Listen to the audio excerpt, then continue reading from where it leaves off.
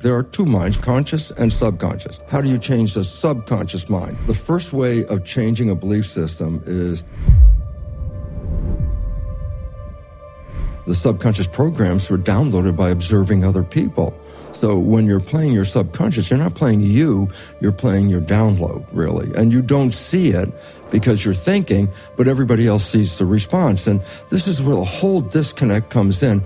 Because people think, oh, I'm a happy, wonderful, loving person, and they have trouble out in the world, and they don't understand it, but what they're missing is you're not playing that happy, loving person except 5% of the day. 95% of our behavior is coming from below consciousness. And we're the ones that can't see it when we play it, but everybody else, of course, is seeing exactly what we're doing. So the whole idea is, are you living the life you want, or are you living the life you've been programmed? And the answer, unfortunately, is most of us are living the life we've been programmed, and the programming comes from other people, so it's not our lives. And it's very hard. If I say, well, what program did you get in that first 7 years? And the issue is this, well, you were being programmed before you were born. Last trimester of pregnancy, we already know that programming is occurring. I mean, a simple thing is if you play music through the abdominal wall when a woman is pregnant and the fetus is inside, she plays the music.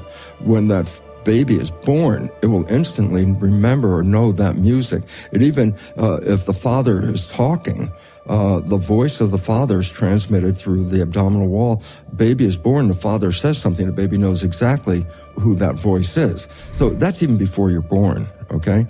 Then I say, yeah, but you got programmed from before birth, you got programmed a whole year from 0 to 1. I say, so what do you remember? You go, there was no memory there. I said, okay, you got another whole year of programming from 1 to 2. I say, what program did you get? He said, I don't know, because consciousness wasn't engaged. So the problem is programmings were coming in, but the individual had no conscious awareness of the program. It just was record, playback, record, playback. That's what it's all about. And then I said, well, this becomes a problem, because then I say, well, what are your programs that essentially control your life? And the answer is, I have no idea what those programs are. So I just want to help people for a second, because it is established that only 5% of the time are we using the conscious creative mind to run our life. 95% of the time is coming from the program. So here's a simple insight. The things that come into your life that you like, they come into your life because you have a program to accept them. But those things that we want and we work hard and we sweat over and put a lot of effort, I'm going to make it. I'm going to make this happen. I'm working on it. I'm working real hard. Why are you working so hard? And the answer is not because the universe won't give it to you, is because unconsciously your program does not support that destination, and you're trying to override it with extra work and effort. So then life becomes a job, more or less, trying to get those things you want when your program unconsciously is sabotaging you. When people say the mind, the idea that, oh, there's a mind, a single mind, I go, well, that's the first mistake. There are two minds. We mentioned conscious and subconscious. But we also have to mention this. They each have a different function, and they, most importantly, they learn in different ways. So the conscious mind's creative, and that means it's the one with the imagination and things that you want and you desire, and you can put that in, and you could read a book, a self-help book, and you say, oh, I got all this knowledge now from this book, and I went to the lecture, and I did all these things, I got all this knowledge, my life hasn't changed. I go, well, that's because the conscious mind, being creative, can learn in any number of different ways. You can just go, aha, I have a new idea, and your conscious mind can change. The subconscious mind, by definition, is the habit mind. And I go, significance. Habits resist change, because if habits change, then they're not habits anymore. So all of a sudden you say, well, if I download a habit, can I, think out of that habit? I go, no, because that's not how it learns. And so the conscious mind, and most people are very smart. I'm sure, look, this audience has been listening to you for a long time. They got great understanding, and many of them will go, yeah, I really understand what you've been talking about, but somehow or other, with all that knowledge, my life is still the same. And I go, that's because when you educate the conscious mind, that's easy. But that process does not create a habit. So you can have a super smart conscious mind, all the data, all the material. I read the book, I know everything about it. I go, yeah, but that doesn't change the program on the inside. A lot of people think, well, I'm going to give myself a good talking to. And that's where the joke comes, because I say, there's nobody in the subconscious mind. It's the exact equivalent of a hard drive in a computer. It's got programs in it, there's nobody in it, and you can talk till you're blue in the face with the conscious mind trying to tell the subconscious mind, change the program. I go, that's not how it learns a program. 60% of these unconscious programs are disempowering and are limiting beliefs that we've acquired from other people. 60%. Yes, that's a massive number. And then recognize, but that 60% is coming from the subconscious. So the individual playing that subconscious is the one that they're not even aware they're playing this subconscious. So their life seems to be out of control. Oh, I want to be happy. I want to have a great job. I want to have a great romance. I said, that's conscious wishes and desires. Conscious wishes and desires, subconscious habit. Okay? So how do we change it? Oh, that's the first question. I always remember very, very much how I was so excited by the mechanism, the biology and how the chemistry was adjusting, the genetics and all this. And I would love to tell people. And I remember every time I finished a lecture, the first question was, how do you change it? And I was like, at that time, I didn't have any idea how to change it. I just recognized how it worked, and it was so frustrating. But now, I've really, over the years in my study, now I really understand how you change it. And the idea is, well, how do you change a program? That was the issue. Not how you change the conscious mind, how do you change the subconscious mind? Because it doesn't learn. Conscious mind learns by just whatever you read the book, I learned it. Okay? Subconscious mind doesn't learn that way. I say, how does it learn? I say, well, in the first 7 years, that's when I said the programming went in.